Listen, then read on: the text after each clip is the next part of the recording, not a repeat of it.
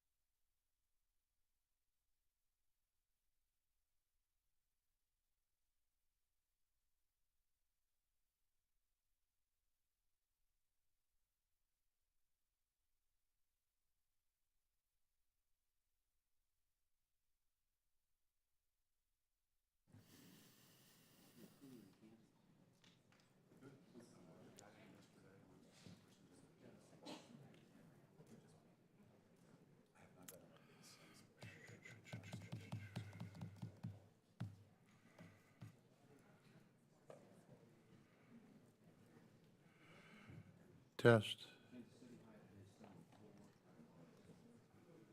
Test. Are the meeting platform hosts ready to begin? Yes. Mr. Chairman, are you ready to begin the hearing? Yes. Please provide a 5-second countdown. 5, 4, 3, 2, 1. Good morning, and I want to welcome the leadership of the Disabled American Veterans to the hearing today. We are honored to have you here. Congress relies on the DAV and your team of advocates in Washington to keep us apprised of how we're meeting the needs of veterans. I know that addressing toxic exposure in a comprehensive manner has been a long-standing issue for the DAV. It is a long-standing priority for me, too. Last year, I vowed to work across the aisle to deliver bipartisan, comprehensive toxic exposure reform. After consulting with the VA on a path forward and my friend, Ranking Member Jerry Moran, we have developed a 3-phased approach for getting this done. That includes offering life-saving VA health care to more combat veterans, including those suffering from conditions caused by toxic exposures.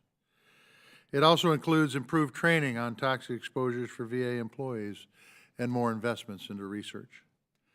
And together, we continue to work closely with the VA to build upon their efforts to establish an improved presumption process that is more fair, more transparent, and more timely for our veterans. And the time has long passed for us to provide benefits to previous generations of toxic exposed veterans, including the establishment of new presumptions of service connection. We started this fight, and together we will finish it. I also want to thank the DAV for their input and support of my bipartisan service members and Veterans Empowerment and Support Act, which would improve access to care and benefits for MST survivors, many of whom were wrongly denied. Ranking Member Moran and his team have been great partners on this bill, and I'm hopeful it will pass the Senate very soon. In addition, mental health and suicide prevention must remain a top priority. We need to expand mental health care access for more veterans and increase VA's capacity to meet those needs.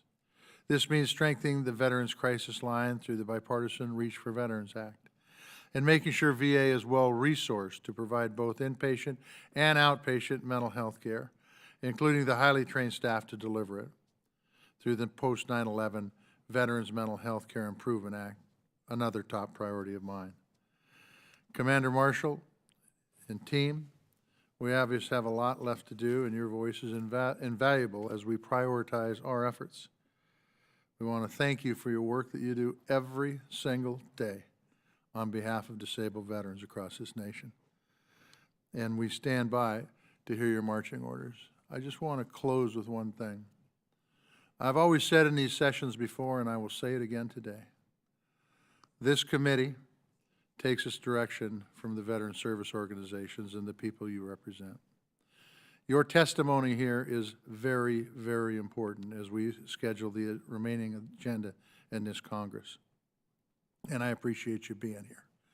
And I also appreciate my friend Joe Parsetich, who happens to be watching this today from the great state of Montana. Thanks, gentlemen, ladies. With that, I'll turn it over to Chairman Takano for your opening remarks. Well, thank you, Senator Tester. It is an honor to join all the members of the House and Senate committees on Veterans Affairs virtually and in person to hear directly from the National Commander and representatives of the disabled American veterans. I would like to welcome all DAV members who have joined us online today as well. And a special hello to my friend Richard Valdez in the Inland Empire of California. The opportunity to hear from our VSO partners is incredibly important to me. I was encouraged to see the overwhelming support that DAV and other VSOs provided last Thursday in a letter to House leadership supporting the Honoring Our Pact Act. This is a very exciting and busy week where we are going to debate and pass the PACT Act. And I want to personally thank you for the tremendous support you have provided during this process. I would like to submit the letter from our VSO partners into the record if there's no objection. Without objection. I'd also like to express my thanks to Senator Tester for his continued efforts to work with me on this issue. Our bipartisan bill finally provides access to VA health care to over 3.5 million veterans exposed to toxic substances. It requires that VA presumes veterans were exposed to toxic substances rather than placing the burden on veterans to prove this link themselves. Vietnam veterans waited more than 40 years for benefits related to Agent Orange exposure because of Congress's piecemeal solutions. Toxic exposed veterans have held up their part of the pact, and they deserve our action. This week, we are keeping our promise, and I look forward to continuing to work with the Senate to make this the law of the land. VSO partners like DAV represent veterans and their families at all stages of life and service.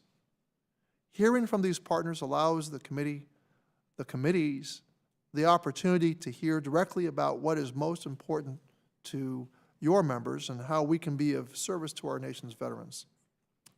In the last Congress, together, we secured several important wins for veterans, including passing the Blue Water Navy Vietnam Veterans Act, the Deborah Sampson Act, the Veterans Compact Act, and the Commander Scott Hannon Act. I'm very proud of these accomplishments, but they are only the beginning. We need to build on these achievements and continue our fight for better health care and benefits in this Congress and beyond.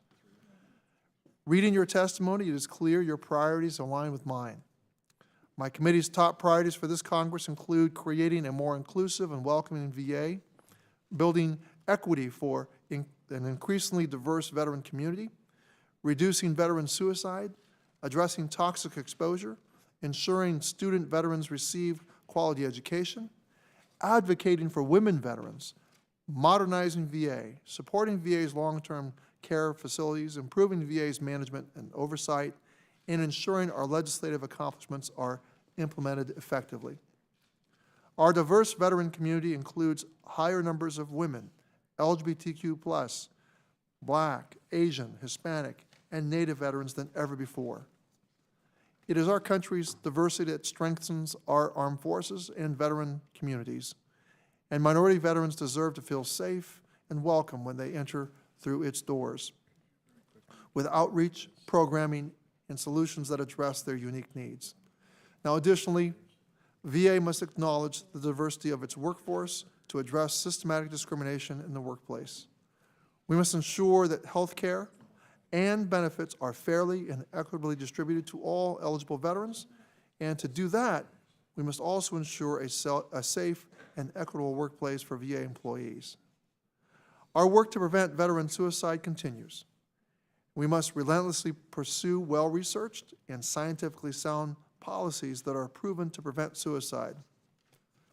We have big goals, but I know that with your support and insight here today, along with the support of the administration, we will be able to deliver on them. We will be able to deliver on them and fulfill the promises we've made to our nation's veterans. I look forward to hearing your testimony today. I fully associate myself with the sentiments of Chairman Tester in regard to the absolute paramount importance of your testimony and the situation of our VSOs in terms of the respect that they carry with the American people. Your word means a lot here on Capitol Hill. We are honored to hear from you today. I thank you for your continued advocacy and your support for the veterans community. I yield back, Mr. Chairman. Thank you, Chairman Takano. Ranking Member Moran.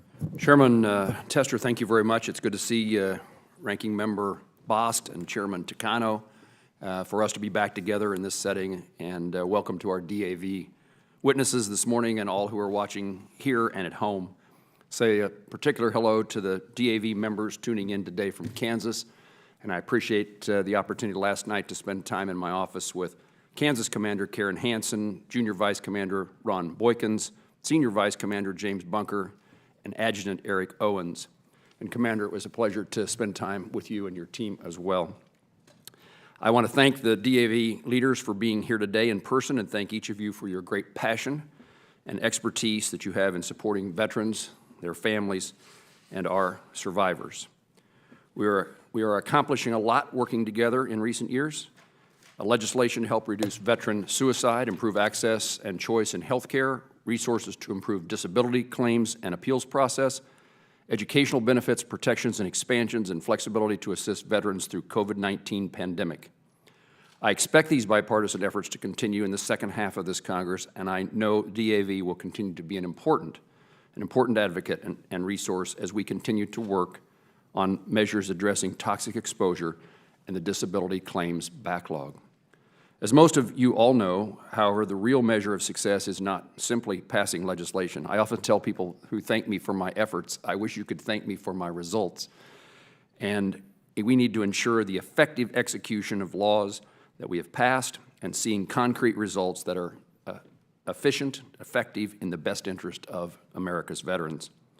This is especially true when we discuss how to appropriately address toxic exposure, both on the healthcare side and the disability compensation side. I want to thank Chairman Tester and Ranking Member Bost for our work on the Healthcare for Burn Pits Veterans Act, and I look forward to working with all four corners on a solution that is in the best interest of all veterans. Commander Marshall's DAV's advocacy and partnership will be vital in these continued discussions and relationships as we work to get issues like toxic exposure, MST reforms, and disability compensation improvements across the finish line in the coming months and years. Before I yield back, I want to thank all of the U.S. service members currently serving in NATO countries, those back home at the 1st Infantry Division who are in Romania and Poland, those who've been recently deployed to the region. They and the people of Ukraine are in my thoughts, in our thoughts and prayers. And in conclusion, Commander, I thank you for your testimony and our friendship, and I yield back. Thank you, Senator Moran. Next up virtually, we have Ranking Member Bost.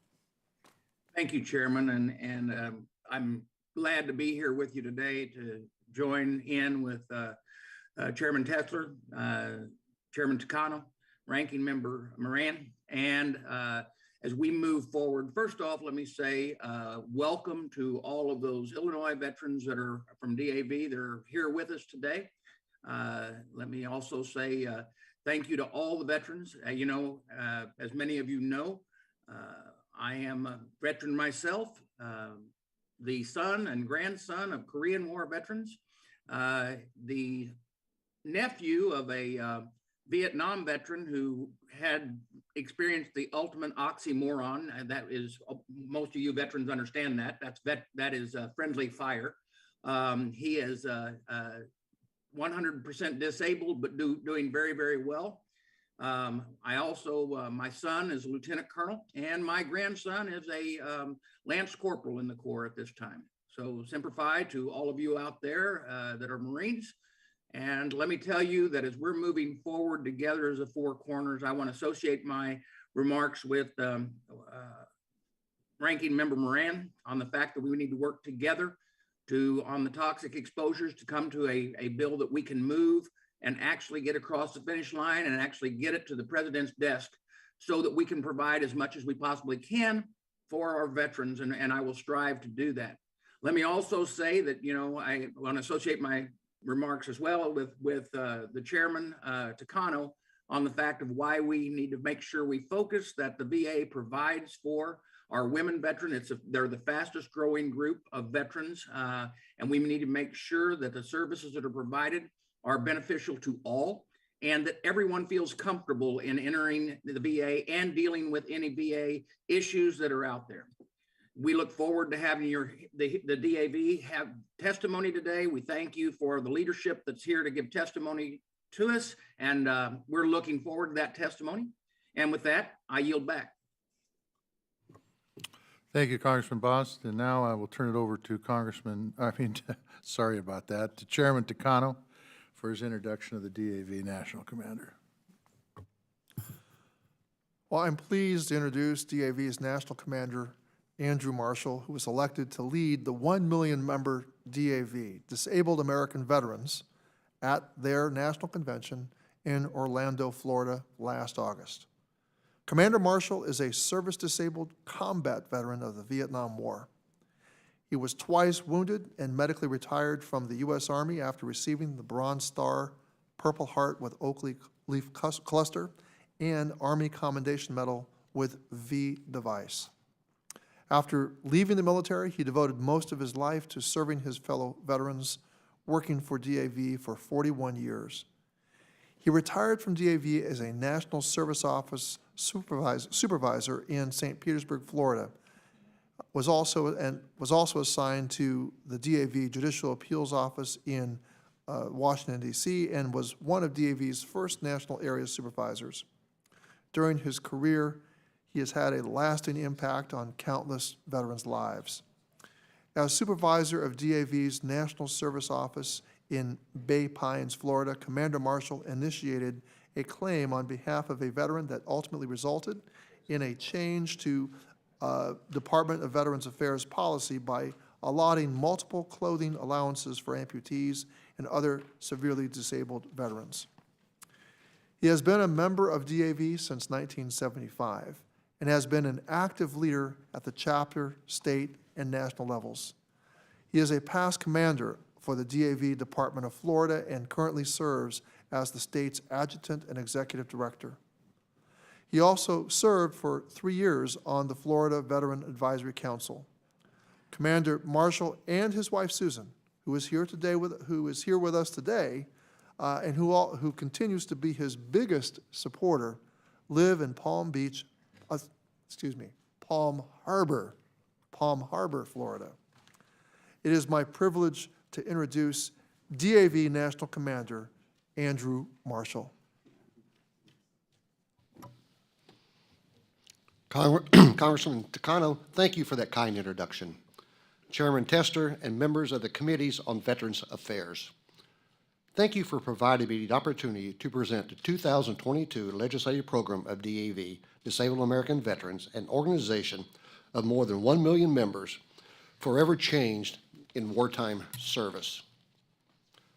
My written statement thoroughly details DEV's key legislative priorities for the 117th Congress and reports on our many programs and accomplishments. So today, I'll just highlight some of our most crucial policy goals.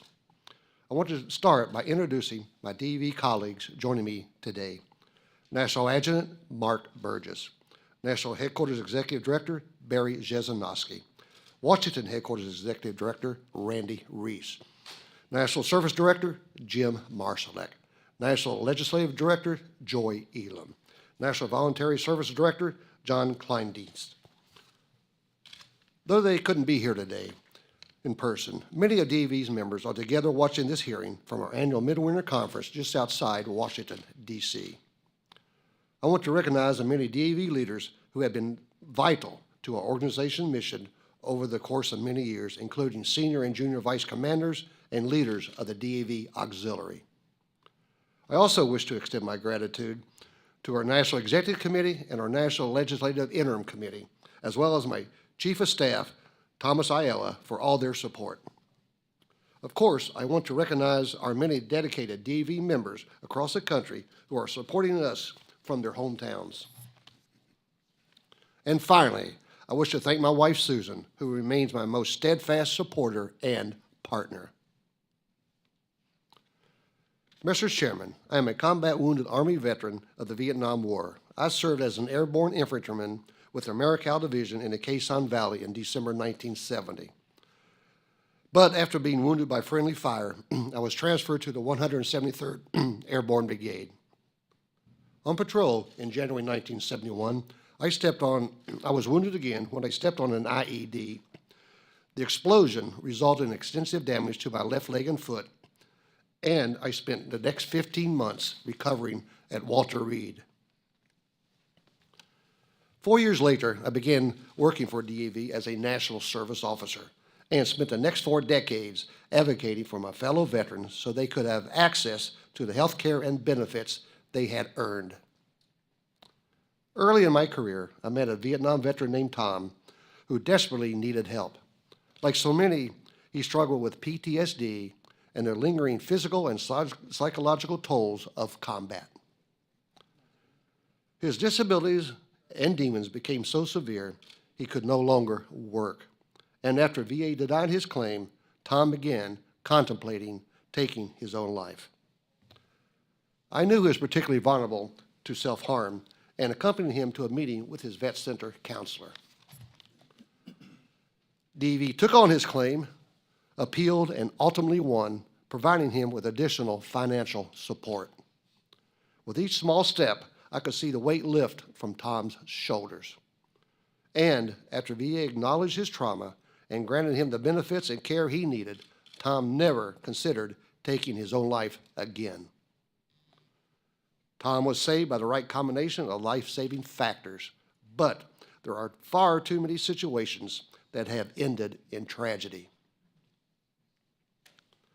Mr. Chairman, veterans' need for mental health services have grown substantially following 2 decades of wartime service. Today, VA's crisis line receives hundreds of thousands of calls, text, and chat messages annually. In addition, VA's vet centers have seen a 35% uptick in the past 5 years.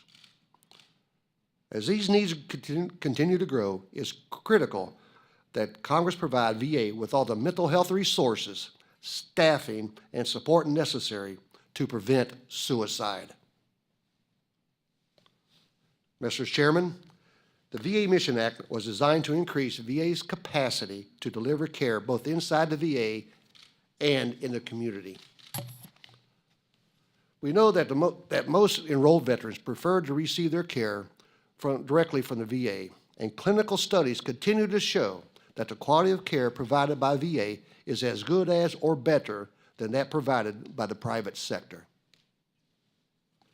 That's why it's critical that VA remain the primary provider and coordinator of health care for enrolled veterans, even while continuing to improve the new community care network created by the VA Mission Act. And as we have seen over the past 2 years of the pandemic, VA has been one of the most successful and reliable health care systems in the nation. providing timely access to care for more than 9 million enrolled veterans. VA also provided help to other healthcare systems and non-veterans under its fourth mission to provide support to the nation during national emergencies, disasters, and wars. At the same time, VA is a national leader in medical care and training clinical professionals. That's why it is so important to maintain a robust VA healthcare system that is able to deliver a full spectrum of care. Mr. Chairman, a key section of the VA Mission Act was the creation of an asset and infrastructure review to develop and implement a plan to modernize and realign VA's healthcare infrastructure for the future. In just a couple of weeks, VA will put forward its facility recommendations. In order for the process to be successful, VA must provide complete transparency of the data and assumptions used to make their facility recommendations, particularly the market assessments. With more and more veterans turning to VA, Congress must ensure it has the right healthcare infrastructure in the right locations to meet the rising demand for care. Mr. Chairman, as the VA works to increase its capacity to meet the physical and mental health care needs for those who served, it must continue to create an environment that is free from harassment. We must truly welcome all veterans. The VA has made notable strides to reduce harassment, including the introduction of bystander intervention for training staff and veterans. Congress must continue to oversee the implementation of VA's zero tolerance policy for harassment at all VA facilities. We also look to Congress to ensure that veterans who have experienced military sexual trauma are able to receive the benefits and services they deserve. For these veterans, fighting to prove their case to the VA, sometimes for years, takes a damaging emotional toll. We call on Congress to pass legislation that would codify evidentiary standards within the MST claims process, enhance communication with affected veterans, improve VBA's training and procedures, and expand mental health services for MST providers. Another way the VA supports seriously injured and ill veterans is by supporting their family caregivers. Thanks to the leadership and work of these two committees, the Comprehensive Caregiver Program is expanding to veterans of all eras. However, according to VA, through January 6th of this year, over 86% of these new applicants have been denied eligibility. Clearly, something is wrong. A couple of weeks ago, Secretary McDonough announced VA was undertaking a comprehensive review of the program and new eligibility regulations that went into effect last year. We call on these committees to hold oversight hearings and work with VA to ensure severely disabled veterans who rely on family caregivers get access to these life-changing benefits. Finally, Mr. Chairman, I want to take a few minutes to talk about the importance of Congress taking action to address the toxic legacy of burn pits and other exposures. As a Vietnam veteran and a DAV benefits advocate for 41 years, I know the long-term negative health effects of Agent Orange. I lived through the long struggle before Congress and VA took action to recognize the damage from these toxic exposures. That struggle continues for some Vietnam veterans even today. It's long past due for VA to recognize that hypertension is associated with Agent Orange exposure. And if VA won't act, then Congress must do so through legislation. Unfortunately, the same inaction has plagued generations of veterans suffering from conditions linked to other toxic exposures like radiation, contaminated water, and burn pits. After years of work by DAV and other veterans organizations, together with good faith efforts by leaders of these committees on both sides of the aisles, Congress may finally be nearing decisive action, but only if you work together. Later this week, the House will be voting on the PACT Act, the most comprehensive legislation on burn pits and toxic exposures ever introduced. For members of the House, we urge you to vote yes on passage of this bill and to oppose any amendments that would weaken or limit this legislation. The Senate has taken critical steps toward the same goal, though with a different tactical approach. Last month, the Senate passed legislation to expand health care coverage for combat veterans, and this committee is working on at least 2 additional bills to create a legal framework and establish new presumptions related to burn pits. We urge all senators to continue working in good faith to pass the most comprehensive package of burn pit and toxic exposure bills possible in the Senate. Ultimately, it will take true bipartisanship for the House and Senate to reach a compromise on significant legislation to be approved before the end of the year. I want you all to know that DAV and our members across the country are ready to help and that we will be watching. There's precious little time to lose.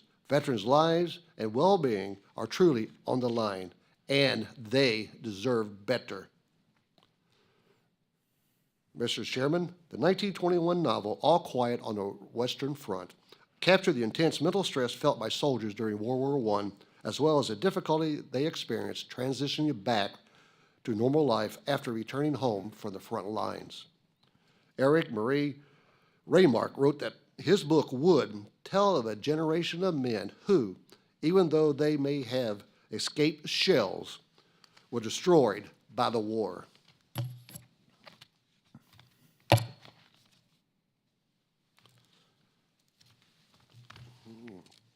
Much has changed since the time of its writing, both about war and about how we were able to care for those scarred during their time in military service. Our brave men and women need not be resigned to the fate Raymark wrote about, yet for all of our medical and scientific advances, we are still losing veterans each and every day due to their pain and despair. Together, we have the opportunity and the obligation to do better.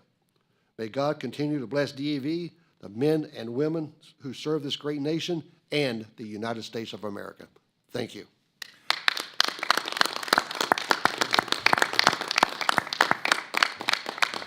Commander Marshall, I want to thank you for your comments, and I also want to thank all your conference attendees that have to be watching this over the internet. For the folks who are asking questions here, because we're at this part of the program, I would ask you to try to keep your questions to 3 minutes, because there's a lot of people here and virtually also. But I will begin now. Over the last few years, these committees have given the VA more responsibility. You've already addressed some of it. We've passed bills around Caregivers expansion, around the Mission Act, the Deb Sampson Act, the John Scott Hannon Act with mental health, VBA appeals modernization, COVID-19 response in the 4th mission role, Blue Water Navy, 3 new Agent Orange conditions, the Colmary GI Bill, just to name a few. I believe you guys supported all of them. Are we giving, now we're talking about toxic exposure, which is going to add some more workload. From your perspective, and feel free to defer this question to anybody you would like on your team, but do you think we're giving the VA too much of a workload for them to handle? Mr. Chairman, those other programs you mentioned increase the VA's workload. However, lately, by being more focused on electronic issues and programs that they now have, they did not have before, they are rating more cases than ever in their history. And toxic exposures goes back to mustard gas exposure all the way up to now. So they have been able to handle that. But I will refer additional comments to Mr. Marszalek.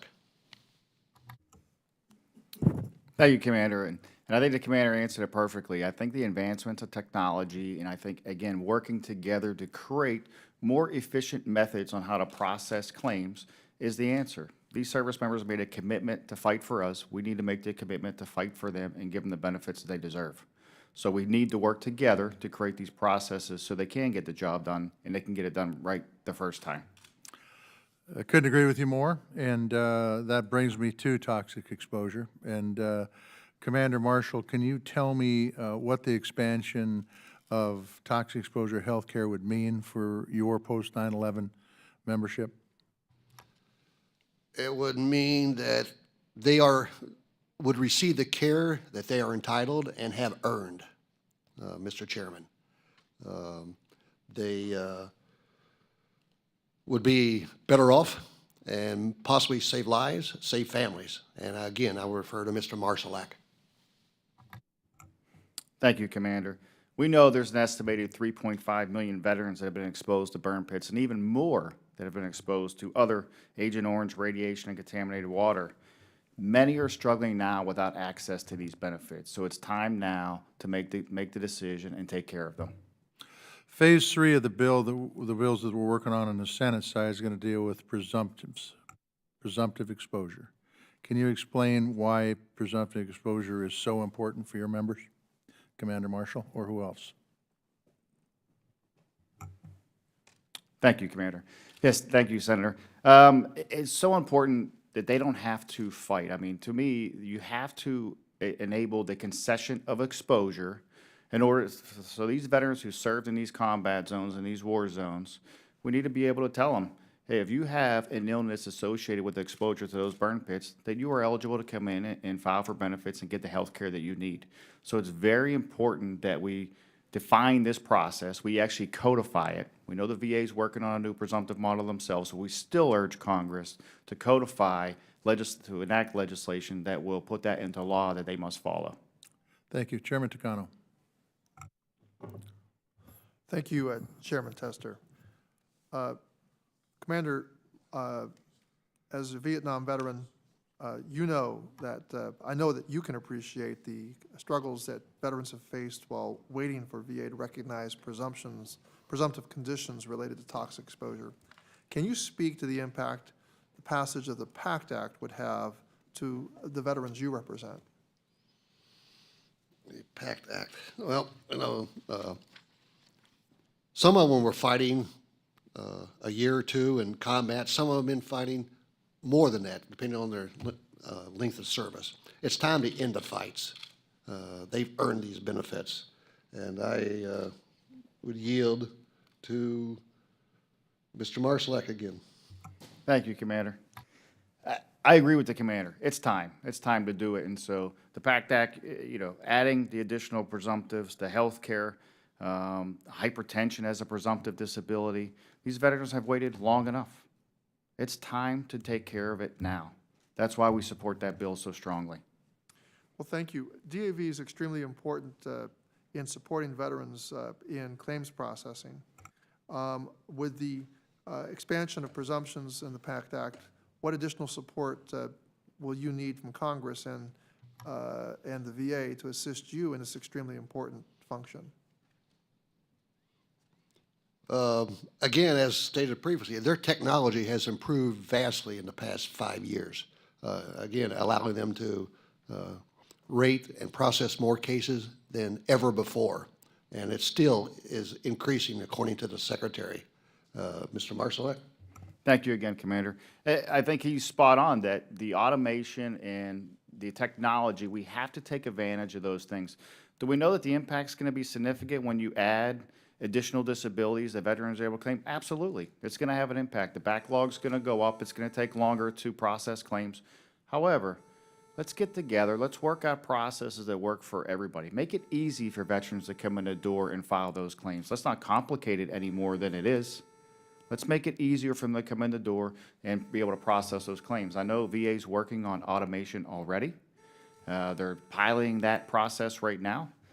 So we're looking at that very closely. How does that work? What are the outcomes? And can we expand those to other potential claim conditions? Well, thank you. Commander, I was so pleased to see you lead from the front as a VSO, talking openly about the importance of lethal means safety training and discussions. And we know that safely storing firearms at home could drop the suicide rate immediately for veterans and others living in their homes. Do you agree that VA should move swiftly to expand its safety training beyond just clinical staff to include all VA staff and contractors? Yes, sir, Mr. Chairman, I do. As a veterans benefits advocate for 40-some years, you can never get too much training, no matter what profession you're in. So, you know, for the VA to have the gun locks and distribute them free to veterans is a great stride, and will help, we hope, make it harder for them to take their own life by that means. So I asked Ms. Elam. And I would just add, we're very pleased that VA is moving forward with that initiative, and the expansion of it is essential. We know the research indicates that the enrolled veterans that use VA services, those that do take their lives by suicide, very high percentage do that by firearms. And VA is really talking about how do we talk to our veterans to make sure everybody feels comfortable to talk about these issues when a veteran's in crisis. We want them to be safe, we want their families to be safe, and the lethal means safety is a huge part of that, of reducing suicide. It's a must, one part of their toolkit. Thank you. I yield back, Mr. Chairman. Ranking Member Moran. Sir, thank you. Commander, thank you for your testimony that I've now heard. Yesterday, I sent a letter to the President regarding the need to fill longstanding vacancies in critical positions, leadership positions at the VA. Can you speak to how the absence of an Undersecretary for Health and Undersecretary for Benefits has impacted veterans, their dependents, health care, and benefits? That's a good question, sir, and I will yield to our Executive Director, Mr. Reese. Thank you, Mr. Chairman, for that question. And as you know, it's imperative that we have leadership in the right places for the very simple purpose of accountability. And what we've had in the absence of an Undersecretary for Health for more than 5 years, and a void for the Undersecretary for Benefits during this administration, you know, we're going through an actual national crisis of a pandemic, a world crisis of the pandemic. The largest integrated health system in the United States of America is leaderless. That's unconscionable. I mean, veterans deserve better than that. And the leaders at VA deserve better than that. And we have great confidence at the Veterans Health Administration, at the VA medical centers, and the VA regional office level, that we have great leaders that are doing great things for veterans. But in order to steer that ship, you have to have the top of those positions filled. It needs to be a priority for the administration, for the President, and certainly for the Department of Veterans Affairs to have leaders in place that can lead, and that this body can hold accountable for delivering on the promises being made and the laws being passed. Mr. Reese, I thank you for your strong answer to that question. Let me follow up on this conversation about toxic exposure. As Chairman Tester indicated, we're on a pursuit of a three-phase approach to deal with toxic exposure. One of the things we learned just recently is that this administration supports establishing new presumptions, and in every instance that I know of, they have the authority to do so.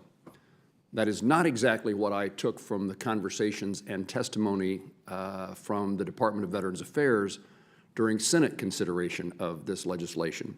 So if the truth is that we don't want to wait any longer, the administration supports the utilization of the presumptions, the Department of Veterans Affairs has the legal authority to pursue those presumptions, then why would we wait for what will be a period of time before the Senate can complete its work on legislation related to toxic exposures? Isn't it now time for the focus to turn to the VA and the department to do what the administration is indicating they want done? Thank you. Let me turn to my staff to provide a very detailed answer to your question. Mr. Chairman, I absolutely agree.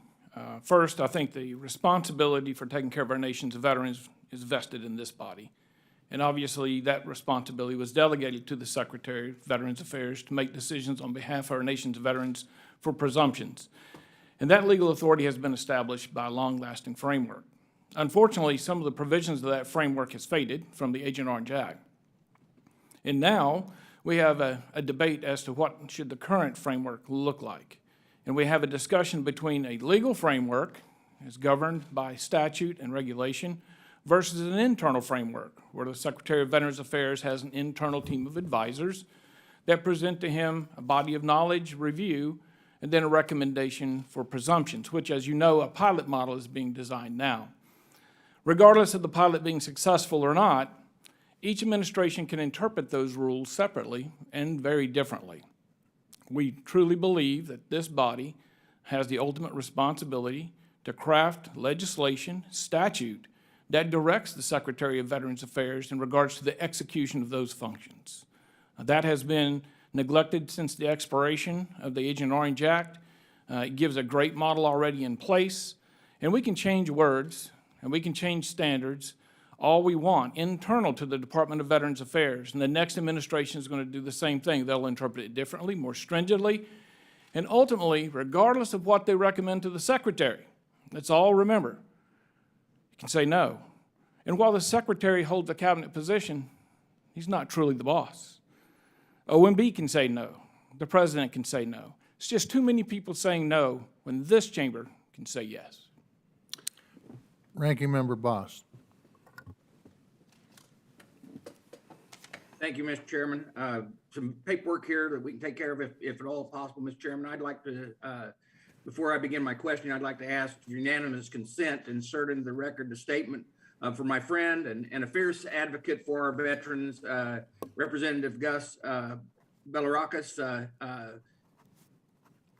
He has prepared a statement that needs to be put in the record. Without objection. Thank you, Mr. Chairman. Mr. Belarakis had planned to be here today and introduce Mr. Marshall. Unfortunately, he needed to lead a hearing in another subcommittee, and he was sorry and apologizes that he could not be here. With that, I'd like to ask just a few questions, if I might. I'm a little concerned. We're hearing increased concerns from veterans who cannot get timely appointments still in the VA healthcare system. And I'm also hearing that we're not being informed about options, that they're not being informed about options that are available through the Missions Act. Some of these veterans have serious conditions like cancer, where delays could cost them their lives. Are you hearing similar concerns about access to care from your members? Personally, I receive my care, all my medical care, from the Department of Veterans Affairs at Bay Pines. I am familiar with Florida only, sir, mostly, and I have received very little complaints regarding being able to get their appointments on a timely basis. And if they do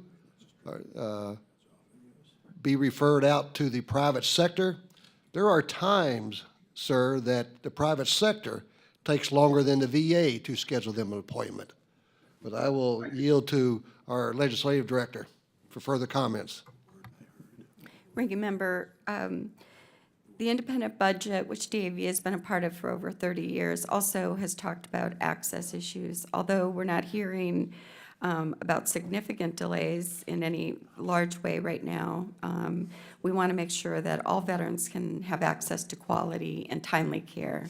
Access to timely care depends on resources, the resources to make sure that staff vacancies have been filled, that have been open, and it's essential that space, is available for them, and working with the community through the VA's Community Care Network.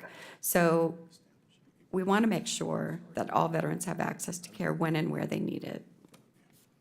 Thank you. And we have heard some real concerns come through my office. I've got a very short period of time here, but I would like to ask very quickly. I appreciate the fact, as the chairman, that that you're in support of what is being done to try to keep firearms in safe training and all of those things, because of the 20 people that are committing suicide every day. The problem is about only 6 of them are actually seeking help, and we need to make sure that they do seek help through the VA. But right now, there's a situation in our VA that's been going on for several years, and many of the veterans I talk with do not seek help from the VA because they're concerned that they would lose their Second Amendment rights under the fact that if they receive a fiduciary, they are automatically turned over to the NICS, and then their right to bear arms is taken away without going through the courts.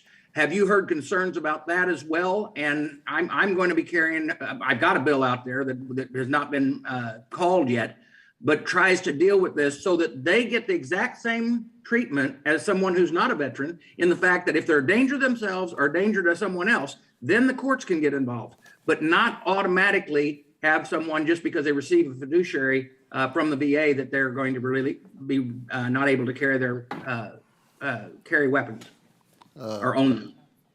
Yes, sir, I have heard that same complaint, and I will yield to our legislative director or executive director for further comment. Thank you, Ranking Member Bosten. DAV, we have a very firm stance. Part of our Constitution speaks to the Constitution of the United States. We believe that all veterans are citizens of this country. They should have all their rights, and they should certainly have due process, regardless what that means in regards to a fiduciary or not. The simple fact that they have a fiduciary for financial purposes doesn't mean that they're incompetent for purposes of handling a firearm. So due process is the key ingredient to making sure that the jurisdiction is clear, that the Department of Veterans Affairs is not a court, and that a court is the competent authority to make those decisions. Thank you. And I appreciate the answer to the questions. And with that, I yield back. I went over, Mr. Chairman. Senator Hirono. Thank you, Mr. Chairman, to both chairs. Thank you, Commander, for being here, and for all of the other people who are here. You provide a very extensive testimony, and I appreciate it very much. I think that informed decisions requires information. So you mentioned in several parts of your testimony, Commander, the need for data. The need for data. So I appreciate the support DAV has shown to my legislation with Congresswoman Brownlee, the Every Veteran Counts Act, which would help fill in some of the gaps you mentioned in your testimony and give us a more complete picture of our current veteran population. Can you talk a little bit more about the way insufficient data can be harmful, especially to minority veterans, to women, and other underserved veterans? And I'd like to also give an opportunity for your legislative director to add her comments. Yes, ma'am. Thank you for that question and your statement. Insufficient data is not good for any government agency, any private business, large or small. And I will yield to our legislative director, Ms. Elam, for that.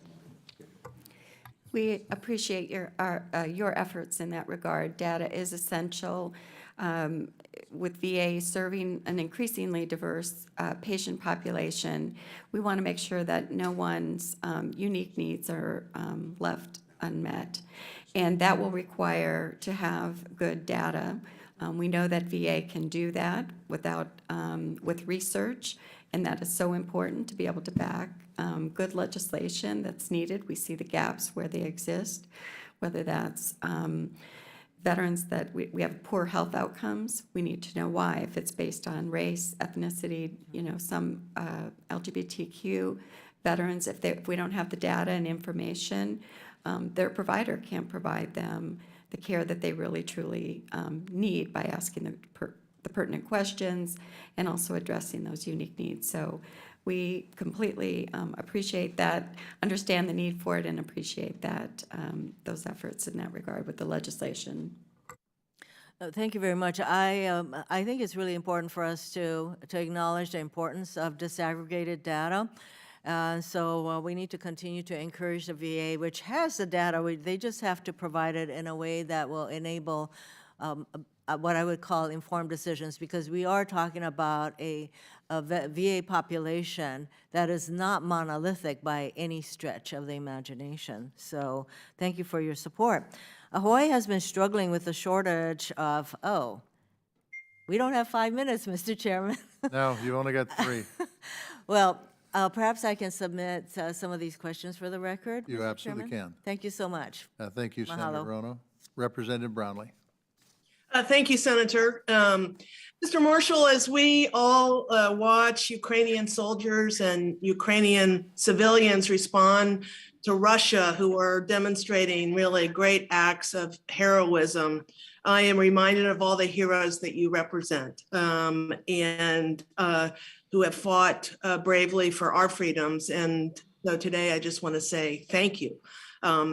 First question I have is, in your oral testimony, Mr. Marshall, you stressed the importance of the caregiver program, which I couldn't agree with you more.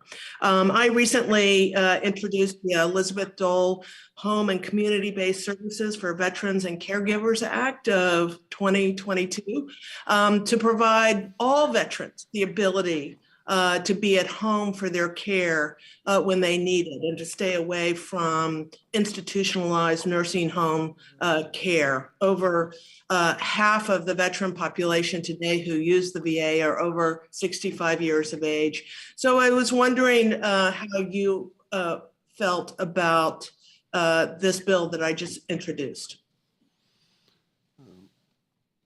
Thank you for that question, and I will yield to our legislative director, Ms. Elam.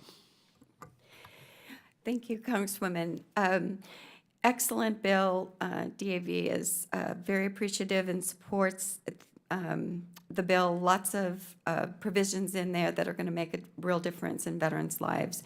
We need to make sure that veterans do have those home-based primary care services to continue to be able to live in their homes as they age to the extent possible. And we need to make sure that our aging veteran population, which is really going to increase over the next 20 years, that VA is prepared, both with the internal VA services that will be needed, the inpatient community living centers, our veteran state homes, as well as that home-based directed care. So we really appreciate the hard work from you and your staff on that issue, and a very thoughtful bill, and happy to have supported it. Thank you, Ms. Elam, and thank you for your leadership. I'll stick with questions to you since I have very limited time. I know Mr. Marshall talked a lot about and stressed a lot around women veterans, sexual harassment, MST, and the need for all of that. Can you talk a little bit about where we still need to go with regards to women veterans? I know I only have about 20 seconds left, but if you could just highlight a few. I'll make this quick then. Certainly, we appreciate all of those efforts that you've made in this regard, made a huge difference, as has both of these committees. And I think moving forward, we're seeing progress with regard to the zero tolerance policy that the Secretary has put forth, and letters that are starting to go out to every veteran. I've received one myself for those that use the VA healthcare system. That's a great first step. We're going to need Congress to continue to do oversight. This has been a longstanding issue, so we will be, though, behind you to make that happen. Thank you, Ms. Elam, and I yield back, Senator. Thank you. Senator Blumenthal. Thanks. Thank you, Mr. Chairman. Thank you, Mr. Marshall, and all of your team for being with us today. We really appreciate your insightful and really powerful testimony. I want to focus on one aspect of your testimony, the exposure to toxic substances. And you summarized very well how this nation after World War II ignored radiation and mustard gas exposure, Orange after the Vietnam War, and now burn pits, contaminated water at Camp Lejeune, and in Hawaii at the Red Hill fuel tank. Again and again and again, the nation has delayed far too long, literally decades, in recognizing the effects of these toxic substances on the long-term lifetime health of our veterans. And I think very few Americans realize that there's that 5-year limit right now without the recognition of eligibility. So let me ask you, sir, Commander Marshall, how do we mobilize America? Can we get the faces and voices? Can you provide us with people whose names and backgrounds of service and the harms they've suffered as a result of these toxic substances? You know, it's unfortunate that it took so long for Agent Orange exposure to be recognized and that veterans had died before that law was actually passed due to some of the presumptive disabilities. But I will yield to our Executive Director, Mr. Reese, for further detailed comment. Well, thank you for the question. And, you know, today in the Department of Veterans Affairs, there exists a host of registries for purposes of those who believe that they've been harmed by toxic substances to go out and register so that there is at least a longitudinal study that can be conducted based upon the information that they provide. It's unfortunate that oftentimes we put veterans' illnesses and injuries in context of just combat. These are things that happen right here on our home shores, and as catastrophic as it can be. And sometimes we think, well, you know, we'll do the best that we can by giving health care, and that's great, and we appreciate the advances in moving forward with health care. But the bottom line is then we deprive them and impoverish them because it's not delivering the food, clothing, and shelter that we would expect. Their economic impairments due to the fact that they can't provide for their family is devastating. And that leads to people to making hasty decisions, homelessness, and suicide. So we got to address this once and for all as a total package. And that's why we're back in the PACT Act, and that's why all the toxic exposures need to be addressed, not just those in combat theater. Thanks for your excellent testimony, and we're going to carry forward this effort. I'm leading the bill bipartisan on K2, and my thanks to my colleagues and to you for highlighting this issue. Thanks, Mr. Chairman. Senator Cassidy. Hey, thank you, Mr. Chairman. Commander, a couple of facts that I've learned, and I think they're still up to date, but if not, they can't be that out of date. That most veteran suicides occur within 6 months of separation. Now, we've discussed this with VA, and they've given us an account of a very impressive kind of warm handoff as people leave the service and they are kind of ushered into the VA services. Now, one thing that kind of is contrary to that, I'm told that the average delay between separation and the first appointment within the VA is 6 months, but that's also the period in which there's a higher rate of suicide. So your legislative materials highlights the needs for improved mental health services. Can you have an impression of the adequacy of that first 6 months after separation? What is being done to identify those that might be at risk of suicide and giving them the services proactively? Well, I believe now that some are being diagnosed with PTSD upon leaving the military, which did not happen in my era when I served. But I will yield to Ms. Elam for detailed response. Excellent question. I think the warm handoffs are really important, and VA's public health model is essential. We need to educate family members, spouses, and friends. If a veteran needs help and starts to have challenges right away, being able to spot the red flags, getting them the help they need early at the time when they need it is essential. There has to be a collaboration between DOD and VA, which we understand they're trying to do more of that, but it's not quite there yet. So it's a great question for reducing suicide. We also have to have, veterans may not come to the VA first and foremost. We need to maybe get them there, but the community grants program that is just going to be coming forward based on legislation passed last year, we're really looking to see, can that make a difference to meet them wherever they are, if they're in the community, but joining an organization like DAV or other service organizations, so critical to being surrounded by people that are going to look out for your welfare. Okay. Well, I'm almost out of time. I thank you all for your service, and thank you, Mr. Chairman. The yield. Congressman from Montana, Representative Rosendale. Thank you, Mr. Chair. I'm going to dive right in. Mr. Marshall, we have invested somewhere in the neighborhood of $2.7 billion and appropriated that for the electronic health records system. The ranking member on the Technology Modernization Subcommittee.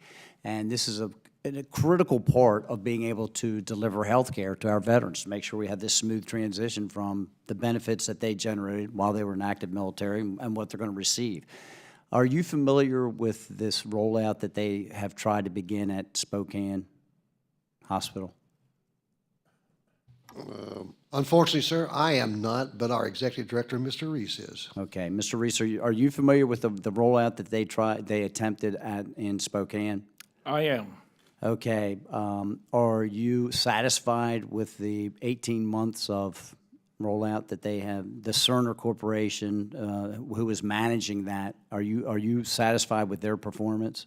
We've met with both the Department of Veterans Affairs and the Cerner Corporation in regards to some of the false start pieces that happened there.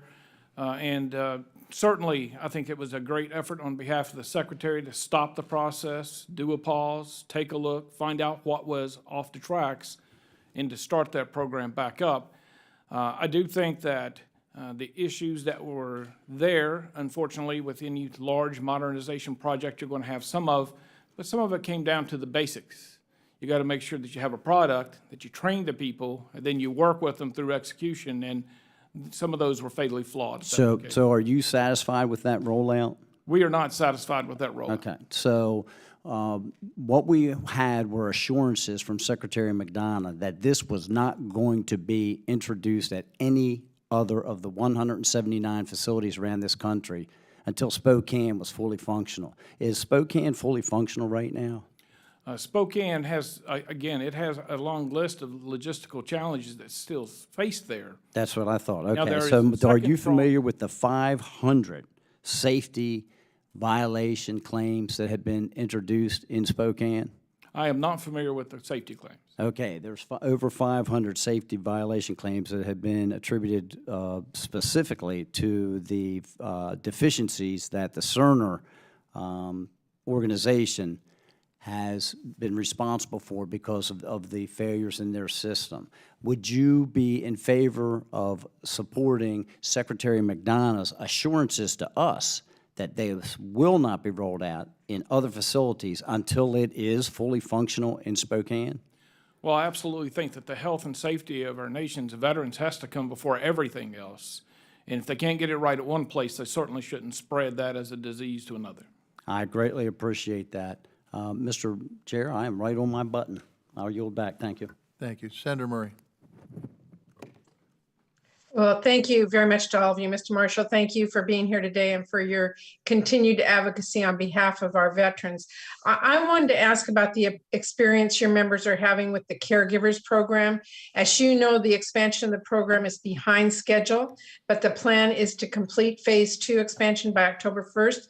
I'm already hearing from families in Washington State that are being dropped from this program, and I've been pushing the VA since the department first proposed those regulations under the previous administration to fix the eligibility criteria to prevent families from losing access to this critical program. I wanted to know what you are hearing from your members in regards to navigating this existing program. Well, as I said in my testimony, 86% are denied in their original applications. And now they are being reviewed. Those who were found eligible are now being reviewed and having their subsistence allowance reduced or completely eliminated based upon VHA. But Mr. Marsalek, you have further comments? Thank you, Commander. As the Commander mentioned, 86% of the denial rate. There's something clearly wrong. We're confident this doesn't reflect the congressional intent of the program when it was first created, nor when it was expanded. Secretary McDonough has expressed serious concern with the implementation of it. So this is very concerning to us. And, you know, we urge the committee to continue working with VA, DAV, and other veterans organizations supporting caregivers to ensure this invaluable program has the proper rules and resources to meet our nation's veterans' needs. Now, we do believe there are some good things once you're in the program. For one, you got to get in, you got to stay in. And I think the eligibility is a significant concern at this point. And now, the recent court decision that allows caregivers to appeal their decisions to VA, to the Board of Veterans Appeals, is another implementation issue that we have to figure out. And all this is very concerning now that we're going to open it up in October to all veterans of all eras. So it's very important that we work together to figure out a solution here. And we believe that a summit is needed with all the stakeholders, VSOs, VA, everybody at the table. And I go back to the Appeals Modernization Act on how successful that was, the implementation of it, and how it's benefiting veterans today. If you get everybody together at the table to figure out a solution, I think we could work together to figure out what's best for the veterans and their caregivers. Well, Mr. Chairman, I'm determined, and I hope the committee is to work with you, all of you on that. And I just have a few seconds left. Let me just mention that I am really concerned about the personal sacrifices of children in military families that are going unnoticed. The Elizabeth Dole Foundation found that 2.3 million children under the age of 18 live with the veteran who's disabled. And the responsibilities for caring for an injured parent, as some children do, can be pretty tough on kids. So, Mr. Chairman, I hope we can have a discussion with all of our reps here, and I'm out of time for me today. But I want to find out how we can be helpful in making sure children who shoulder caregiving responsibilities in veterans households also receive the support that they need. Thank you. Representative Pappas. Thank you very much, Mr. Chairman, and thank you to Commander Marshall and the leadership of DAV for your strong testimony here today. And a quick shout out to anyone from New Hampshire DAV who may be watching. Thanks for all that you do. I wanted to bring up the issue of PFAS contamination as we think about the Honoring Our Pact Act. I know that I have an Air Force base in my district, Pease, that has seen significant contamination from the AFFF, where PFAS has got into the groundwater and into the environment. It has made individuals sick. So as we think about the risks of PFAS, which are widely accepted nationwide in terms of health studies, we have no way of connecting everyone who may have been exposed, not just on the base in my district, but hundreds of others across the country and around the world. And we need to be providing them with the information that they need about these health impacts. So I've introduced legislation, the Pfas Registry Act. It's included in the Honoring Our Pact Act. It directs VA to establish a health registry for current or past members of the armed forces who may have been exposed to PFAS. So I heard you reference health registries earlier.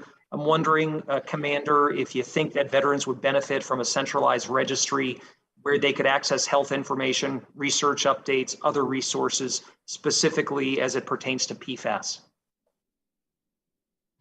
You know, the VA's health records, you can walk in any VA facility and they can instantly bring up your health record. You cannot do that in private facilities. But you know, that is an important issue with DAV, and I will ask Mr. Marszalek, our service director, to respond to that further. Thank you, Commander. And a great question. They certainly could benefit from a registry. The more we can do to be proactive in reaching out to these veterans who were exposed to these contaminants, the better off we're going to be. And the more information we can provide them about those exposures and what illnesses may be associated with them, the more educated they're going to be about them. So creating a registry is a great idea. Well, thanks very much for that answer. And in the remaining time I have, I wanted to address the issue of LGBTQ plus veterans. I know that in your testimony, you indicated that VA needs to take additional steps to ensure that there's a welcoming, inclusive environment where all veterans feel comfortable accessing care. We've got legislation called the SERV Act, which looks to build upon the steps that VA has taken recently to make good on connecting veterans with care and benefits who may have been caught up in don't ask, don't tell. And I'm wondering if you have any specific thoughts on the LGBTQ veteran population, your members, and additional steps we might need to take to make sure that they have the care and benefits that they deserve. Well, sexual harassment has no place in our country, especially for veterans. And I will ask our legislative director for further comments. Thank you, Commander. Absolutely. The findings from one of the reports about sexual harassment in VA facilities was a real eye-opener. Many women veterans would have told you this has been happening for some time, and we are pleased with the administration that the Secretary is making this a top priority to have a safe and welcoming environment for all veterans. So our LGBTQ veterans, our minority veterans, everyone should be able to walk into a facility and not expect to be harassed, because that we know is a barrier to care. They're not going to return to get the best care and the care that they need if they're not afraid to go to VA or they have a horrible experience. So it's a first good start, but it's going to need, again, that public model where we know our membership is part of the solution, and we want to educate our members. If they see harassment, say something, alert the VA staff, and put an end to this so that all veterans have the opportunity to have the greatest care available. Thanks very much. I yield back. Representative Miller Meeks. Thank you. Thank you so much. I think I am unmuted. You're good to go. Okay, thank you. Well, thank you so much. Thank you, Chair Takano. And, you know, I'm as a 24-year military veteran, I was really proud to put forward increased funding for the Vet Tech program last year.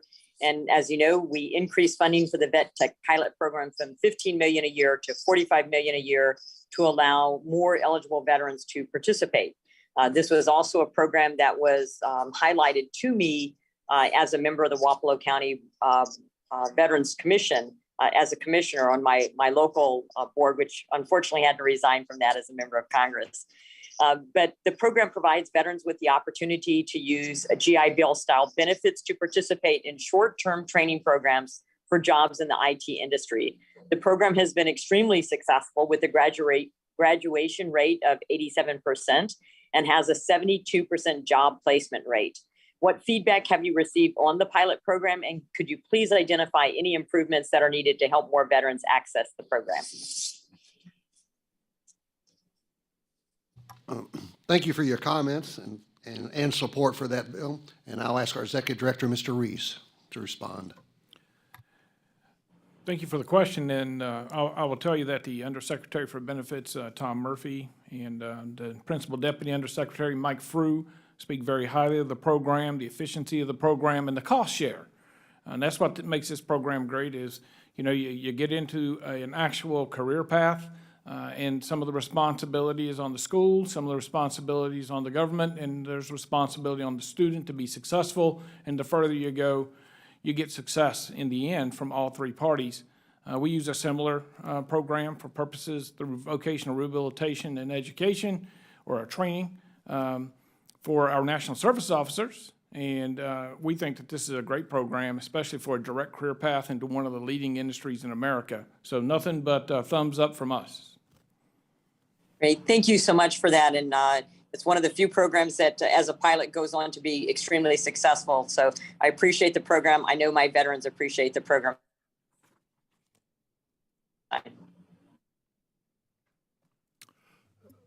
Representative, are we done, Representative Miller? Okay, Representative Mervan. Thank you, Chairman. One, I want to thank the DAV for your service and what you've done. I want to thank for Donald Peake, the past state commander of Indiana, who I met with earlier, and Kevin Cooley, the state adjutant, for sharing with me your concerns. And I also, Mr. Marshall, the DAV is a current user of the Veteran Benefits Management System, as we know from the independent budget recommendations for the VA, that modernization of this system is a priority for you. What is the current state of the system, and how is that impacting your ability to assist veterans with access to benefits? And secondly, is the VBMS technologically equipped to handle and anticipate the influx of toxic exposure claims following the anticipated congressional action on this issue? That's an interesting question, sir. And, you know, the VBMS It was about right before I retired as a veterans advocate that came into existence, and that was a amazing advancement to what they had previously. But for further comments, Mr. Marszalek? Thank you, Commander. Great question. When I first got to Washington, D.C., I had the opportunity to work alongside VA as a VSO and provide the VSO perspective. So I actually went over to VA and worked there for 30 days when they created VBMS and provided the perspective of VSOs and what should be in it, how it should work, what it should look like.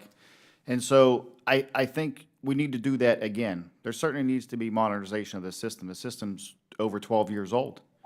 So it's certainly at end of life. So the more we can do, and again, working automation in some parts of that will be key, allowing veterans potential access to their records.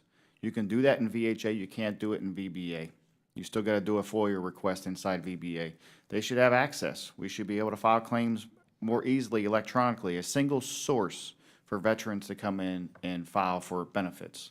So I certainly think that working together, and again, I think that's crucial here, is that the collaboration has to be there so we can provide that perspective and you get all the stakeholders in a room together, working together to build a system that works for everybody.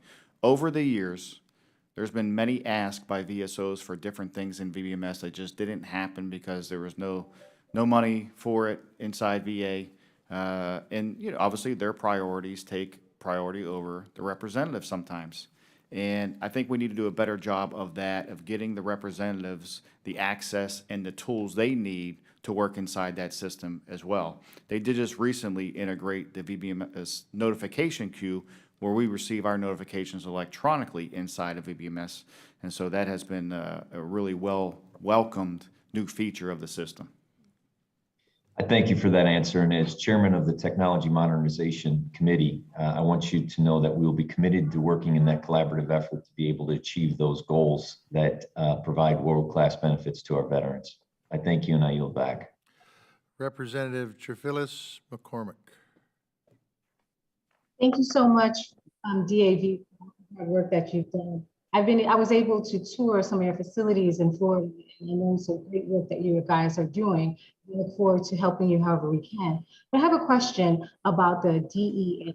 The Secretary has taken several important steps during the past year to ensure that the department is welcoming to all veterans, no matter what their gender, race, sexual orientation, or background.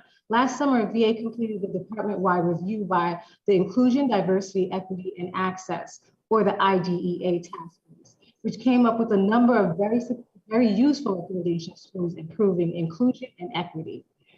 Could you provide us with any updates of those recommendations and how they've been implemented? Well, thank you for the question, and I'll answer on behalf of the National Commander. You know, when we talk about diversity, equity, and inclusion, we're talking about leadership from the top. And I think that this administration did an overall review. They set the standard, if you will, on day one of the administration, and they're going in the right direction. But for a detailed deep dive, I'll ask our National Legislative Director, Joy Elam.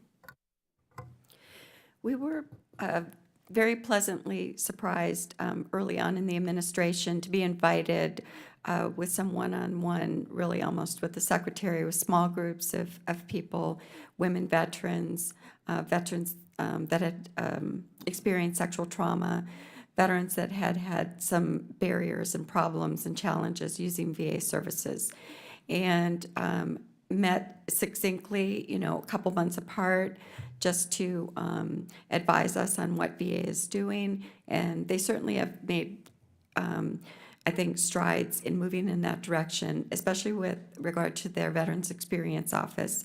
I think that office is going to be key, continue to be key, because it really does focus groups. They need to talk to veterans with real life experience using the system. So I think they're moving forward. There's still a long way to go, a lot of work to do, but very pleased with first steps. Thank you so much for answering that question. And I would love to get more information as we go forward on how that implementation is going.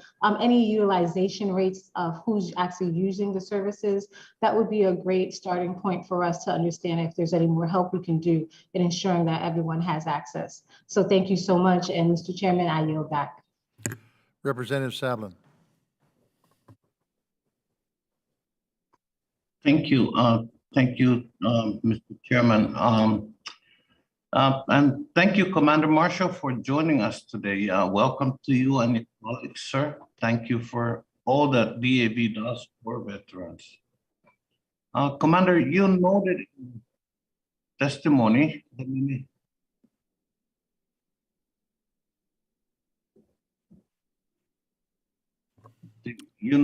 noted in your testimony the many barriers and inequities facing minority veteran populations. You mentioned that one key to understanding barriers and inequities is giving voice directly to the underserved population. My bipartisan bill, HR 3730, passed by the House last year, provides a voice to veterans living in the U.S. territories and the freely associated states by establishing a dedicated advisory committee within the VA. The advisory committee would provide recommendations to the VA secretary to address the disparities in service and health outcomes, which are great in greater numbers and have not been looked at. But would the disabled American veterans be willing to support HR 3730, Commander? Interesting question, sir. And thank you for that question. I will yield to our Legislative Director, Ms. Elam, for that response. Thank you, Commander. We do believe that advisory committees are an important way to ensure that VA is taking into account all veterans' challenges for using the system, gaps that are in services, and you've been a tireless advocate on this issue to make sure that all veterans' voices, especially in remote areas, are heard. And we certainly want to be able to support moving that ball forward. The essential piece, I think, is listening to those veterans, making sure that we understand the unique challenges that they face. You've brought a number of these forward, and we're happy to help move that forward for you. Thank you very much. I'll take that as a yes. Thank you. I yield back. Representative Gallego.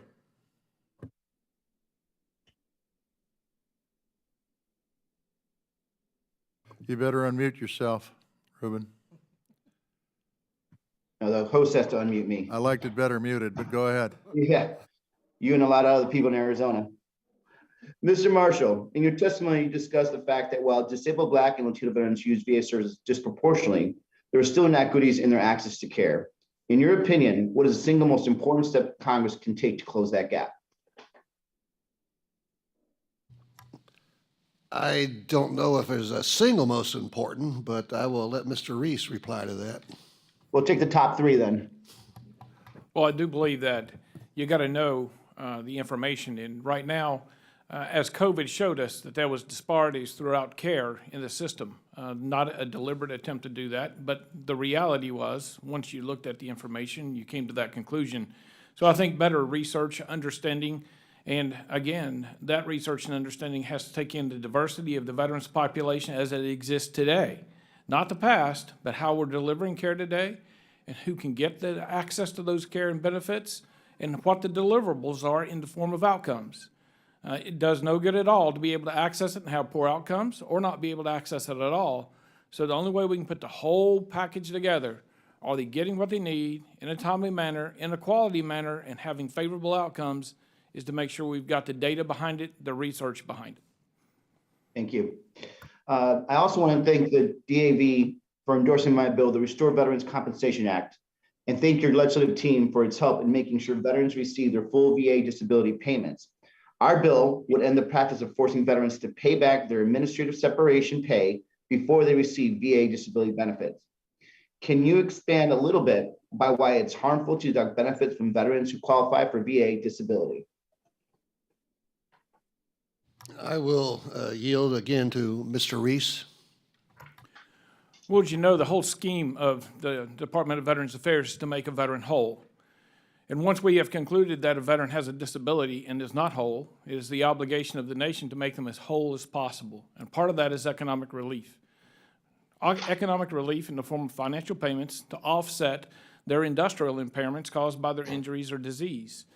In the event that somebody got out of service and received whatever form of severance, and then they're found to be disabled, which should have certainly happened in transition, but oftentimes we find that down the road, to go back and take that money at the same time that we know that they already are disadvantaged from their counterparts in the private sector, that is certainly something that we have to consider. There should be no offset there, because if the DOD and the VA cooperated to start with, that veteran should have never left service with a service-connected disability and had to receive the severance pay. So we need to fix that.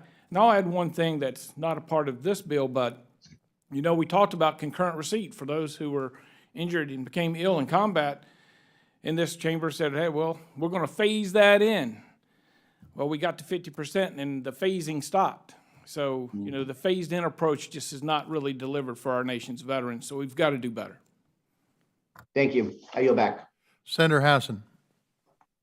Thank you, Mr. Chair, and I want to thank you and Ranking Member Moran and Chairman Takano and Ranking Member Bost for holding this hearing and these presentations today. And I want to thank all of our witnesses. I am deeply appreciative of DAV's service and advocacy on behalf of Granite State veterans and veterans all across the country. So this is a question to Mr. Marshall. In 2021, DAV's transportation network provided more than 163,000 rides to VA healthcare facilities. Granite State veterans, especially from the rural parts of my state, consistently share with me that transportation often represents a significant barrier to getting care at the VA. DAV's Department of New Hampshire does an incredible job at helping to reduce this barrier to care, and I want to thank all of the volunteers who make this service possible. But knowing how vital transportation is for veterans needing VA care, what can the VA and Congress do to support DAV's transportation network to help meet veterans' needs? Well, unfortunately, the COVID pandemic caused some issues with transportation because of social distancing. We could not transport as many veterans in a transportation vehicle as we could in the past prior to COVID, but I will ask our Voluntary Services Director, Mr. Kleindienst, to respond. Thank you.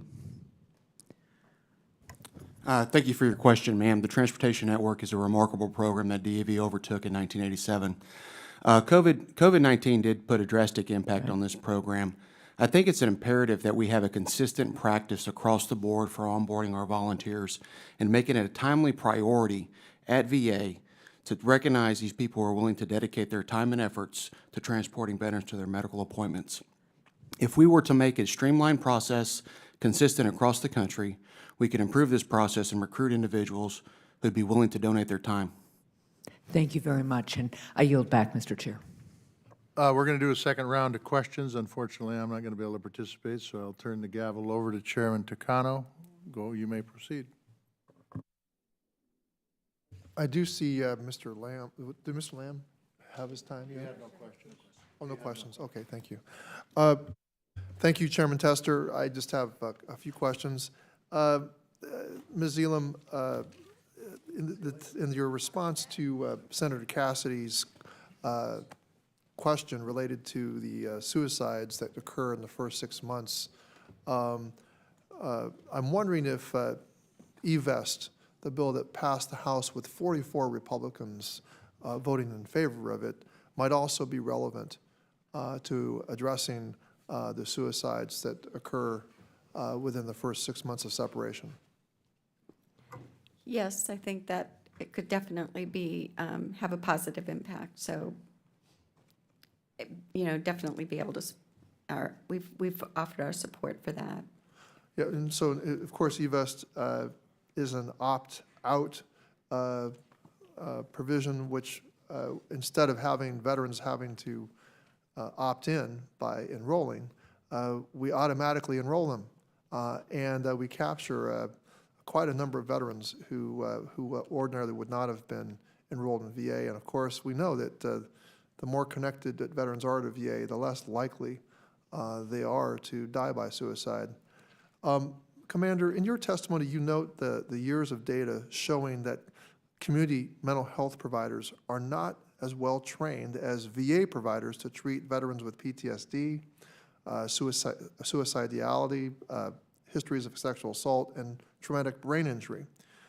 You make a compelling case for legislation I'm trying to advance to mandate free online training in evidence-based treatments for VA's community mental health providers. Can you tell my colleagues here today why it is so vital that we require Mission Act network providers to be better trained? I mean, the mental health providers. Thank you for that question. You know, years ago, veterans were discharged, they had the VA for mental health care, but the VA nor the public was equipped for post-traumatic stress disorder treatment until the vet centers were established, and the DAV was the main driving force behind that, established at the vet centers.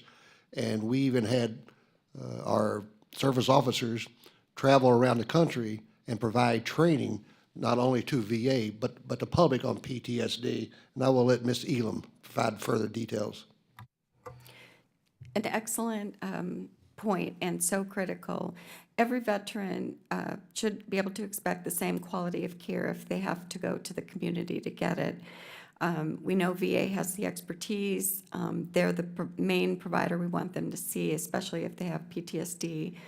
But in cases where they do go to the community, having that training is so important. We do need to, I think, work with VA to figure out how, I mean, that is extensive training that VA does. They're for evidence-based treatments. I mean, there's a mentoring phase. There's a lot to that goes along with that. But it's a great idea, and I think we should work towards that. I mean, that's what you want to see, that network tightly linked to VA. Well, thank you, Ms. Elam. And let me just add that I recall several years ago, VA making a very important correction in terms of how it dealt with opioids after having had several terrible incidents around the country. They implemented this, a much more stringent prescription policy among its own providers. Unfortunately, the administrative policies that they set within VHA did not extend to the community care network. And so the opioid sorts of restrictions and rules and regulations that our own VA providers were obligated to observe did not extend to the community care providers. So it's not just training, but it's also the type of guidelines that and actual policies that our internal providers have to follow. I believe that we need to find ways in which those policies extend out to our community care providers. Does any other member, Senator Sinema. Senator Sinema, and then I'll call on Mr. Banks. Senator Sinema, you recognized. Thank you, Chairman Takano. Commander Marshall, thank you for your service to this nation and for the service your organization does for America's veterans. I want to acknowledge DAV for your support of the Ensuring Survivor Benefits during COVID legislation that I introduced with Senator Tillis. We introduced our legislation after hearing concerns from family members who lost a veteran to COVID and were worried that they wouldn't receive the survivor benefits they'd earned because the death certificate did not list service-connected illnesses as a contributing cause of death. We know that people with underlying conditions are more at risk for COVID, so it makes sense that service-connected illnesses should be considered as a contributing cause of death. I also want to say thank you to Chairman Tester, who helped pass our bill out of the Senate Veterans Committee and to pass out of the full Senate. And Chairman Takano, I hope that you and your House colleagues will move to pick it up soon. My first question is following up on Senator Murray's question regarding the Family Caregiver Program. Commander Marshall, my office has been hearing from Arizona veterans and caregivers with concerns about the VA's implementation of the VA Mission Act. Congress was proud to expand the Family Caregiver Program, but that has not been the experience for those 6,700 legacy caregivers who participated as post 9/11 veterans and are now being removed from the program. So my first question is, do you believe those legacy participants needed the support of the Family Caregiver Program? Interesting question. It is essential that they receive all the support necessary for family caregiver program. And Mr. Reese? Thank you for the question, and they absolutely did. I mean, we're talking about two schemes, as you will, of articulating different versions of eligibility. So the first version of eligibility was based on activities of daily living. It was a single, and it was for the entire totality of the program supports. And then when we did the second expansion and a new IT system, they basically created a whole new rule set in which they're merging the first with the second. And as you know, there was difficulties in that eligibility piece in the first program to the degree that this chamber asked the secretary, and the secretary acquiesced with actually suspending any further discharges from the program pending review. We had hoped that that second set of regulations would have clarified for consistency and application of those who apply for those benefits. Unfortunately, it has caused a greater complexity, and it has actually caused great concern across the country that those who are in legacy that might be removed from the program, or those who have applied at 86% are being turned away from a program. Because after all, I think everybody here understands we're talking about our nation's most catastrophically disabled veterans. It's a sad day, but unfortunately it is the front door that's the problem. The program itself does wonderful supports for our veterans. Well, thank you. To follow up, what can be done to protect those families who have been relying on this program for years and are now being dropped from the rolls? Well, our understanding is, speaking with the secretary, he has certainly put a review process in place. He has actually dedicated the resources of the Deputy Secretary of Veterans Affairs to put together a review to make sure that these are actually analyzed before those final discharges are actually taking place. And in addition, for the second phase or second set of rules, they have extended the deadline for making discharges into 2023. So I think the oversight is the key piece. I think the administration gets the first bite at that apple, but if it fails, we'll be back in this chamber to tell you that we have to fix it. Thank you. Mr. Chairman, I know that my time has expired. I want to thank Commander Marshall and others for testifying today. I do have some follow-up questions, so I will submit those for the record. Thank you, Mr. Chair. Well, thank you, Senator Sinema, and I'm happy to tell you that the Health Care for Burn Pit Veterans Act, which you passed out of the Senate, is in Title I of the PACT Act, and we'll be debating that tomorrow, and thank you so much. I now call Chairman, I just want to thank you for that. I really appreciate it. We're proud to see the burn pits bill go through. Thanks. Thank you. Representative Banks. Thank you, Mr. Chairman, and thank you to the DAV for being with us today. Appreciate all that you do and your leadership. Wondering, Commander Marshall, if you could talk for a moment about the main problems that you see regarding rural veterans and their ability to travel to receive care, and how can Congress better address some of those issues for our rural veterans? Well, rural veterans' access to care, in those states, when you're not populated and you have to travel to the nearest VA system, which may be over 100 miles away, and now with the Mission Act, they can schedule you closer. But for further response, Ms. Elam?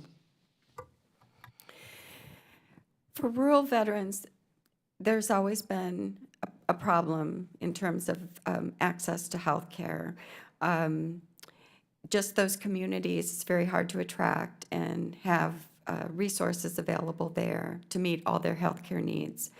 And I think the Office of Rural Health in VA, since that has been established, a number of pilots that have been very successful in coordinating care with the community. But I know, we know that a high percentage of veterans who use VA healthcare are living in rural communities. With the advent of really increasing telehealth, we do see some promising outlook, but we really need to make sure that that care is effective for them.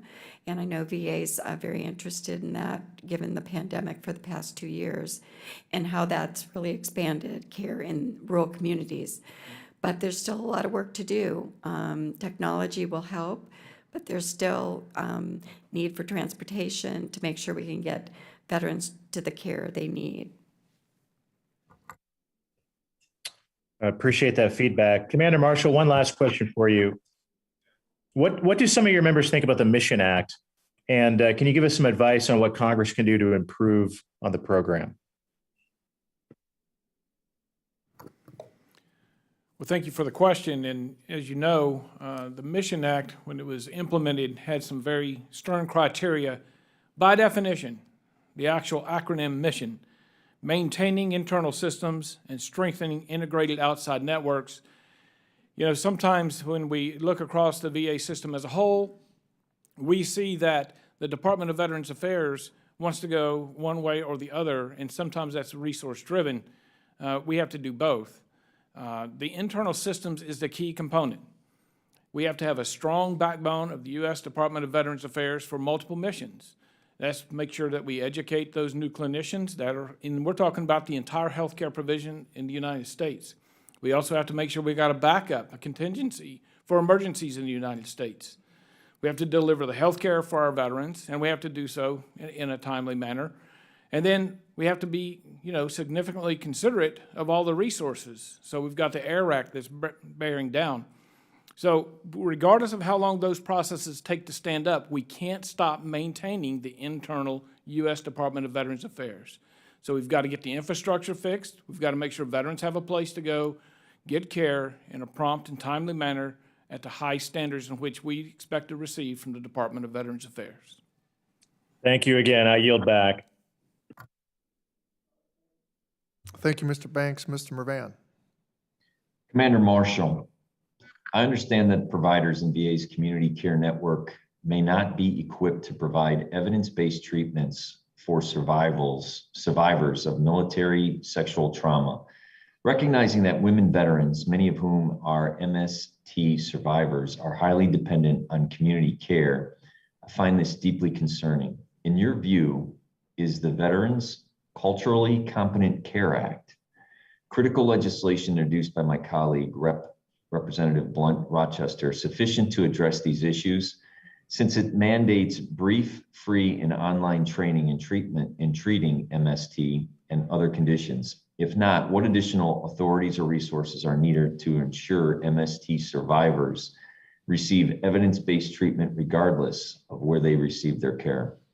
Well, Bill, if they were subject to MST while on active duty, that should have been the last time that happened to them. Should not happen in the VA system or any other system, but I'll let Ms. Elam respond.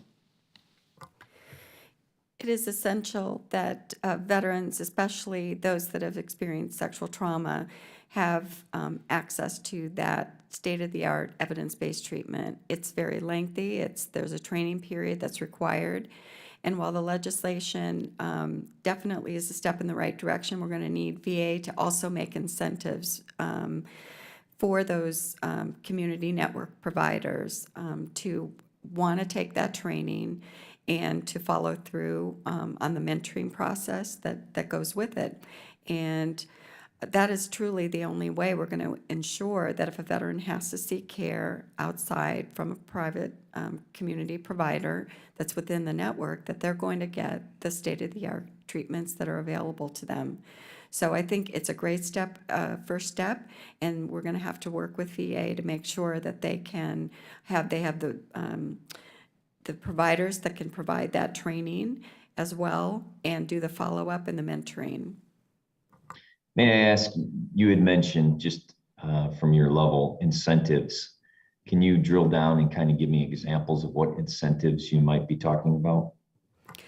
Well, I had asked VA that question actually, and that's where I'm coming from on that, because I said, what are you going to try to do if you can't mandate it? It's not in their contracts for community providers. And, VA noted we're looking at some incentives, and we've agreed to do a roundtable discussion with VA to look at what some of those incentives could be to really move those providers. What could it be that's going to encourage them to want to take that route? So I think, facilitating some discussion on that would be excellent in the months ahead for this session.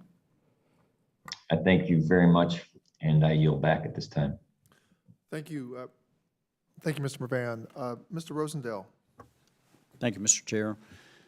Thank you, Commander Marshall. I want to go into the educational benefits for our veterans right now. Dating back to the first GI Bill, the recruiters and the veterans have relied heavily on that benefit. It's been very good for all of us. It's been good for the nation. And it has come to my attention that a lot of the educational facilities now are having problems because the VA has made a determination that they're going to start recognizing any assistance that a veteran receives, whether it's from the VA or whether it's from the school itself, as assistance when they evaluate the 85-15 rule as far as the ratio of students that they are allowed to accept into that facility. 85% cannot be supported by Veterans Administration, and 15% can be. And if they can't go beyond that 15% number. I think most of y'all would agree that virtually every student receives some kind of assistance. And so if we change the interpretation of that simple rule, then we are going to eliminate the ability for a lot of veterans to attend educational facilities, and we're going to eliminate a lot of educational facilities. Is anybody aware on this panel that that is taking place, that the Veterans Administration is looking at changing that interpretation? I'm not aware of that, but that wouldn't be something that we would be open to taking benefits away from veterans based upon that they've earned through their service. Okay, so what I would ask is, can I then count on you and this panel to give me support to make sure that we revert that interpretation back to the traditional recognition of assistance, that it would come only from the Veterans Administration, and that would go towards that 15% number? Yes, absolutely. Thank you very much. The next thing I would like to ask Commander is that when we spoke about the burn pits and the exposure, and it is a terrible thing. I have a lot of cancer in my family, so I've seen both the emotional and financial hardships that it causes, been very close to it. We need to define the exposure, we need to define the conditions, and then we can start delivering treatment. And this is something, in your words, that we have precious time to lose, and I agree with you. So wouldn't it be beneficial for the House to go in this week and pass the legislation that the Senate has already passed down to us, instead of going back and forth, so that we could start delivering benefits immediately? Yes, sir. As I said in my testimony, it's time to work together to bring this issue to the forefront and get it passed. And again, with having a piece of legislation from the Senate that's been approved, wouldn't it be beneficial to have the House pass that today? Well, I think the biggest concern that we have is that is a great step forward, first of all. And there's great legislation on both sides of the aisle in both chambers today that both acknowledges these conditions exist, acknowledges the concession of exposure, and that we're willing to move forward with. And that's great, because again, we've got 40 years from Vietnam, 30 years from the first Gulf War, and 20 years in the last wars. It's time to act. However, and when we're looking at the PACT Act, it incorporates that into it. It delivers a comprehensive plan that delivers more benefits for all generations. And it also delivers more than just health care, because again, in the portfolio that's designed. Mr. Reese, look, I understand. We can always do better. There's nothing that we can't do better. Wouldn't it be beneficial to the veterans that are out there literally dying right now for us to pass that Senate legislation this week so that we could start delivering some treatment? It would be wonderful if we passed the PACT Act that incorporates that legislation. I yield back, Mr. Chair. Thank you, Mr. Rosendale. I think all members who have asked questions on the second round have asked those questions, and I'm now prepared to bring us to a close, and I have a closing statement. I would like to thank all the representatives from DAV again for coming to the Hill today to participate in this joint hearing. Your participation and insights into the needs and priorities of the veteran community are invaluable to our work. Your overwhelming support of the PACT Act is going to be integral to it passing the House this week with bipartisan support, and will help to keep the momentum going as we work with our colleagues in the Senate to make this law. It's also, I'd also like to express my thanks again to Senator Tester for his continued efforts to work with me on the issue. Toxic exposed veterans have held up their part of the pact, and they deserve our action. This week, we are keeping our promise, and I look forward to continuing our work with the Senate to deliver comprehensive toxic exposure legislation to the President's desk to be signed into law. And with that, the formal part of this committee hearing is, the joint session is now adjourned.